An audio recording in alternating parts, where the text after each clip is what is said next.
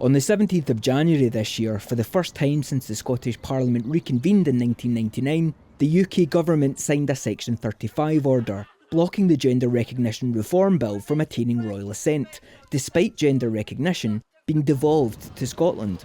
The Scottish Government had sought to speed up the process that issues only 30 gender recognition certificates each year, by making it easier for Scots to self-ID.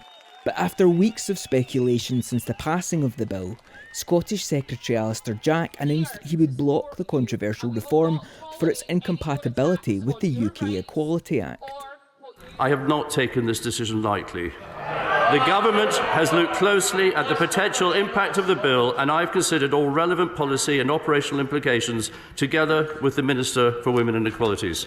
And it is our assessment that the bill would have a serious adverse impact, among other things, on the operation of the Equality Act. That evening, Social Justice Secretary Shona Robison stood before the Scottish Parliament, putting into words the government's collective shock and disappointment. Preventing the Gender Recognition Reform Bill, which was passed with an overwhelming majority, from proceeding to royal assent is a dark day for trans rights and a dark day for democracy.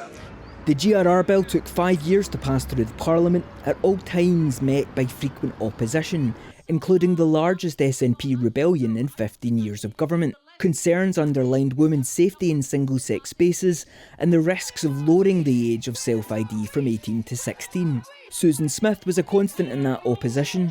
Leading Campaign Group for Women Scotland, she believes the GRR bill is a threat to women's safety.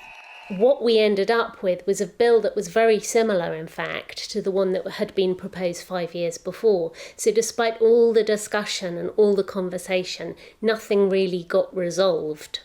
And our main concern, obviously, as women's rights activists, was the knock-on impact on women's services and spaces. February saw the shock resignation of Nicola Sturgeon at the height of a reignited self-ID debate, following the chaotic incarceration of transgender double rapist Isla Bryson. Humza Yousaf emerged victorious from the SNP leadership race to replace her. And just 2 weeks after being sworn in as Scotland's 6th First Minister, he submitted a legal challenge to fight the Section 35 order. 5 months on, each side remained steadfast and vocal. But the time has now come to listen, as the final word of the future of the Gender Recognition Reform Bill is decided by the Scottish courts. Tony McGuire, GB News.